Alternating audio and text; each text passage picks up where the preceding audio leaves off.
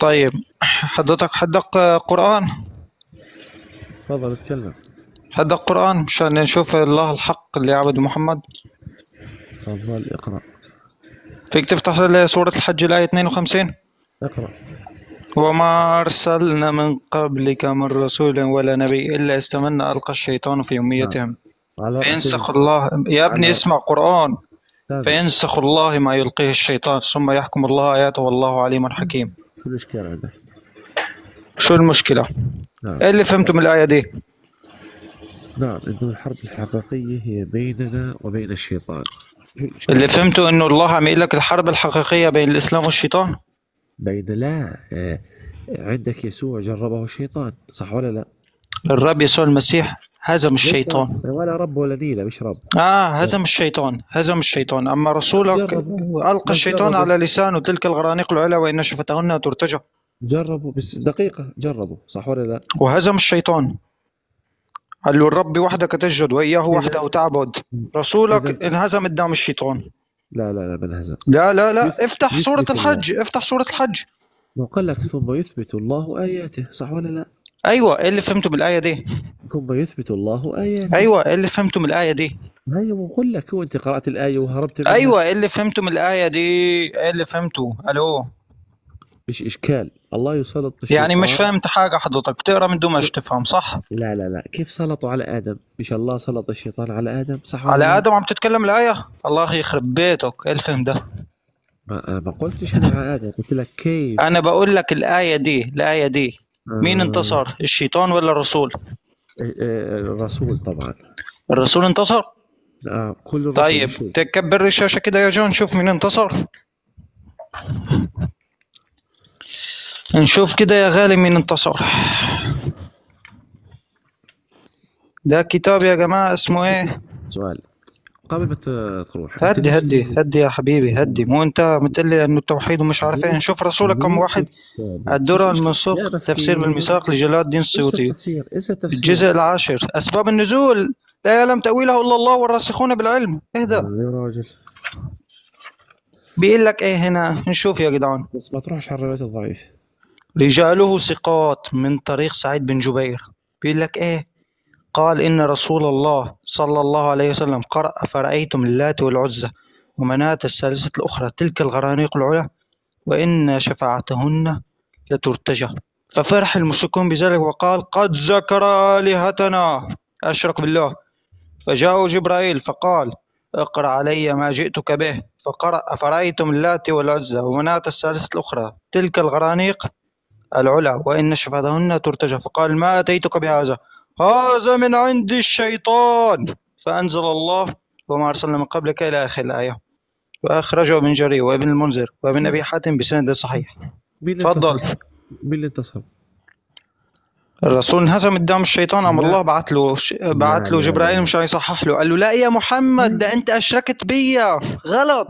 هو ثم يثبت الله آياته، ما قلت لك من الأول. أيوة بس على أساس الرسول لا ينطق عن الهوى، ما هو إلا وحي يوحى. إزاي الشيطان ألقى على لسانه؟ شو الآية قالت لك؟ ما من نبي، على رأسهم المسيح طبعا، ما من نبي ولا رسول إلا إذا تمنى ألقى الشيطان. إذا الحرب هي بين. طيب حلو كتير. طلع لي شيطان، طلع لي نبي من الأنبياء ألقى الشيطان على لسانه. على رأسهم كلهم جميعا. أيوة طلع لي واحد، طلع لي آية كلام استدلال. لا ما من نبي، حتى آدم ما من نبي ولا طيب رسول. طلع لي كلهم يا زلمة، طلع لي كلهم. طلع لي شو طلع لك؟ كلهم أقول لك كلهم ما من نبي ولا رسول مطلق. كلهم ألقى الشيطان على لسانهم.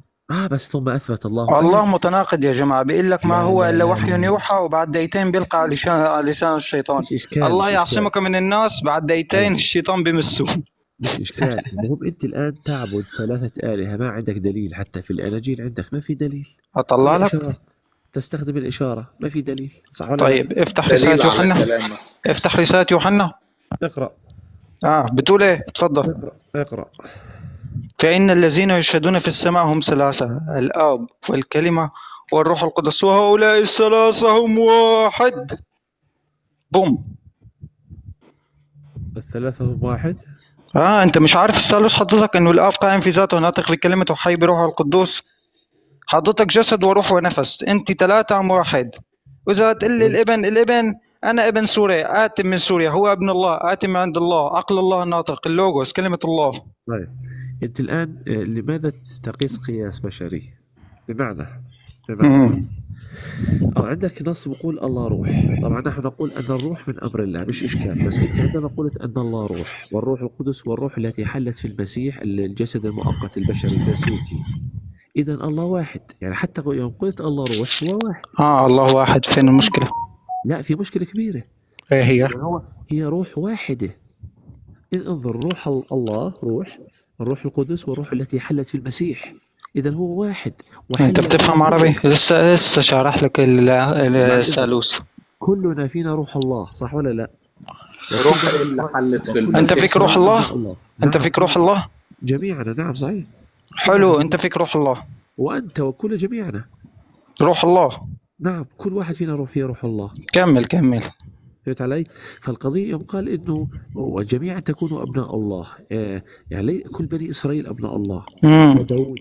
فقضية ابن الله ليس معنى ذلك أنه معبود، أنت تعبد المسيح. خلصت؟ على إشارة. شو الإشارة؟ ليس خلصت. عندما أقول مثلا في القرآن هجاوبك على السيد المسيح مثل ما جاوبتك على الثالوث، بس بعدين هرجعك على نفس الموضوع. سمعان؟ لأنه هيك بيكون جاوبتك على 3 أسئلة، بس هرجعك على نفس الموضوع. لا، في عندك جواب، ما له جواب. وإذا طلعت لك الجواب تكفر بالإسلام؟ يوم أقول وأطيعوا الله تكفر بالإسلام؟ أوكي، كمل. تكفر بالإسلام إذا طلعت لك الجواب إنه المسيح قال أنا الله بالإسلام بالمسيحية؟ مسكين. أيوة عم تسمع. تكفر بالإسلام إذا قلت لك طلعت لك إنه المسيح قال أنا الله بالإسلام والمسيحية؟ أنا والآب واحد. تسمع يا ابني. ألو بكلم عربي. تكفر؟ ما في عندك دليل. تكفر إذا بطلع لك الدليل. ما في دليل. تكفر. اطلع دليل، تفضل. وإذا طلعت لك بتكفر؟ لا ما تقولش إذا ما فيش عندك، عشان تقول إذا ما في عندك. ده أنت مفلس يا ناصح، مفلس. هربت من آيات قرآنك إنه الرسول انحكم الشيطان، وقاعد عم تقول بالإنجيل، وحتى حضرتك مش بتعرف مخطوطات الإنجيل، لا السينائية ولا الفولجاتا ولا المخطوطة ولا أي مخطوطة ما بتعرف حتى عبري كأرو يدي برجلاي، مش بتعرفها حضرتك مش بتعرف أي حاجة عن الإنجيل، وجاي بيكلمني بالمخطوطة. ماش عندك نص؟ حضرتك قاري الإنجيل؟ قرأته كله، نعم. قديش عدد أسفار الإنجيل؟ تفضل. أي إنجيل بدك؟ أبو 73 66 كم؟ أي إنجيل بدك إياه؟ العهد القديم إنجيل؟ أتكلم عن عدد الأصفار أنا. عم أقول لك الإنجيل، العهد القديم إنجيل؟ لا، ما قلت عن العهد القديم. أنت عم بتقول عم أقول لك أسفار الإنجيل، وأنت عم بتقول قد إيه بدك 66 73. حضرتك أنت عارف إيه يعني إنجيل؟ العهد الجديد إنجيل. قد إيه أسفار العهد الجديد؟ هذا دليل إنه إنه أيوة قد إيه عدد أسفار العهد الجديد؟ ما لك قديش في العدد؟ قديش عدد أسفار العهد الجديد؟ ما فيش وقت. ما فيش وقت. الأخ يا جماعة طبعا شكله بقى عبيط قدام الناس، بس اسمع خليني أعلمك مشان المرة الجاية. هذا دليل على أول حاجة عدد أسفار الإنجيل يا جماعة 27 سفر، تمام؟ وده مش اختلفت عليه لا البروتستانت ولا الكاثوليك ولا الأرثوذكس. ده عندنا واحد الإنجيل حضرتك، هي البشرى السارة باليوناني. رقم 2 حضرتك إنجيل مرقس بيقول لك إيه؟ 11:3 وإن قال لكما أحد لماذا تفعلان هذا فقولا. الكلام هنا عم يتكلم السيد المسيح، فقولا الرب محتاج إليه فلا قوت يرسله إلى هنا. برضو إنجيل مرقس 5:19 فلم يدعه يسوع بل قال له اذهب إلى بيتك وإلى أهلك وأخبرهم كم صنع بك الرب بالألف واللام المعرفة الذي لا تقال غير عن الله سبحانه وتعالى ورحمك. وعندنا مزمور واضح، مزمور 103 اعلموا إن الرب هو الله. الرب هو الله. حضرتك هنا عندي سؤال يا أستاذ، هتجاوب على نصك القرآني وتفسير علمائك ولا هتهرب؟ ما جيب الدليل، هذه إشارات. ما جيب هذه إشارات. واحد بيقول لك أنا الرب والرب هو الله، أنا الرب والرب هو الله. لها معاني كثيرة الرب، لها معاني تفضل عرف لي يعني الرب بالألف واللام المعرفة اللي قالوا عليك علمائك. الرب لا تقال غير عن الله سبحانه وتعالى، لأنه فرعون قال أنا ربكم الأعلى. أم رب اجت رب المنزل رب البيت. أما الرب الألف واللام المعرفة لا تقال غير عن الله سبحانه وتعالى. عرف لي إياها. طيب عندك كلمة برضو إله نفس الشيء. قارئ الإنجيل الأخ مش بيعرف عدد أسفاره. عندما قال أن موسى هو يكون هجاوبك وهرجعك، ولو هتهرب من النقطة الثانية، لو تهرب مرة تانية صدقني هرجعك، ومش هجاوبك على أسئلة تانية، هجاوبك بس هرجعك على نفس النقطة. سامع؟ تعرف تقرأ؟ سامع؟ دي ترجمة الحياة. فقال الرب لموسى أنا جعلتك كإله لفرعون، وهارون أخوك يكون كنبي لك. برضو بنروح على ترجمة الكتاب المقدس، الترجمة العربية المشتركة، بيقول لك إيه؟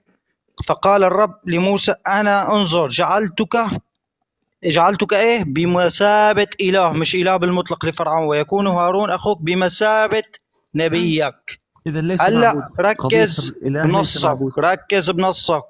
رسولك ليه كان مشرك؟ لا يا زلمة، رسولك ليه كان مشرك؟ ولا مرة لا يا رجل كله. رسولك ليه كان مشرك؟ القرآن واضح. القرآن واضح. القرآن بيعاتب رسولك شوي، بيقول له والرجس فاهجر، اترك عن عبادة الأصنام، بعد وجدك ضالا فهداك. شو الإشكال؟ ما في إشكال عادي. ما فيش إشكال. حضرتك أنت بتعرف قد إيه رقم السورة اللي بيقول له والرجس فاهجر؟ دي بعد نزول القرآن ب 73 سورة. مش أخذها بالكلاس حضرتك، يعني بعد 73 سورة رجع كفر محمد، بس مش مشكلة. حضرتك ممكن 73 سورة وقف شيء، وين 73؟ هي 114 سورة، بس السورة اللي عم اقول لك عليها والرجس فاهجر دي بعد نزول القرآن 73 سورة. طيب بعد إذنك، هو ما نزل بالترتيب هذا، ما نزل بالترتيب هذا يا مسكين. لا أنتم مش عندكم شيء بالترتيب، حتى التشكيل وضعوه. لا بس دقيقة. يعني فكرك إنه سورة هتجاوب أول سورة نزلت سورة الفاتحة، تفكر هيك صح؟ لا. هي سورة العلق، اقرأ باسم ربك الذي خلق. أيوة اقرأ باسم ربك الذي خلق. بس أنت أيوة 73. بس هو مش مرتب قرآنك حضرتك. لا هو الترتيب معروف من عند النبي عليه السلام، بس كنزول. أنت لسه بتقول مش مرتب، أنت بتناقض نفسك.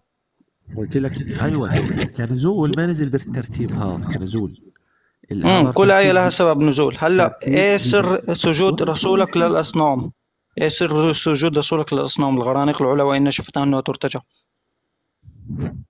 قلت لك حلينا مشكلة، قلنا لك ثم يثبت الله آياته. أيوة يعني الرسول هون أشرك بالله وفرح المشركين وقالوا لقد ذكر آلهتنا، بعدين جاء الله قال له غلط يا محمد ارجع، غلط يا محمد ارجع. مش إشكال ثم يثبت الله آياته الحلقة. أمال إيه الآية اللي بتقول ما ينطق على الهوى إلا هو وحي يوحى؟ الرسول على أساس بينوحي له من عند الله. إزاي الشيطان بيلقي على لسانه وبيفوت آية زي دي على القرآن الله اللي هو كتاب ربنا؟ كيف سلط الشيطان على المسيح على يسوع؟ عندك نفس الشيء. المسيح للمرة الأخيرة بطلع لك التجربة على الجبل عندك، بس أنت مفلس، لا إسلاميات ولا مسيحيات. هيك حبيبي يلا انزل بس تفهم حاجة عن الإسلام، ارجع اطلع معنا. ليش هربت؟ أنا هربت؟ أنت لا تفقه شيء يا رجل، أنت لا تفقه شيء. هربت على المسيحيات، عن الثالوث جاوبناك، هربت عن ألوهية السيد المسيح جاوبناك، هربت على نص الخروج لما قال الله لموسى أنا جعلتك كإله لفرعون، ترجمة الحياة، ورحت لك على الترجمة العربية المشتركة بمثابة إله. حصرتك بدي أنت مش قادر تجاوب بعديه. شايفين ضعف المسلم يا جماعة؟ كتبه مش قادر يجاوب عليها. ليه؟ لأنه المسلم ضعيف مذلول مسحوق من قبل صليب ربنا يسوع المسيح رب المجد. محمد موت مسموم، قوم الزط برضو يعني مش قصروا معه عشان المسلم ضعيف مش عنده حجة، مش عنده حجة، لأنه الكتاب ده تركهم ضالين. محمد تركهم ضالين. قال لهم إيه؟ قال لهم بكل بساطة محمد ما كنت بدعا من الرسل ولا أدري ماذا يفعل بي ولا بكم، ما يعني أنا مش عارف رايح فين. تركهم ضالين. بيقول له اقرأ، بيقول لي الله صحح له ما هو إلا وحي يوحى. النبي ما بينطق على الهوى، لا أصل الشيطان ألقى لسانه 5 دقايق معلش، ألقى آية قرآنية بقلب القرآن، ألقى الشيطان على لسانه ودخل آية زي دي على قلب القرآن، وهو مفلس مش قادر يجاوب يا عيني. أقول قول هذا واستغفر الله لي ولكل الصليبيين والزطين في قلب اللايف. بارك الله فيك.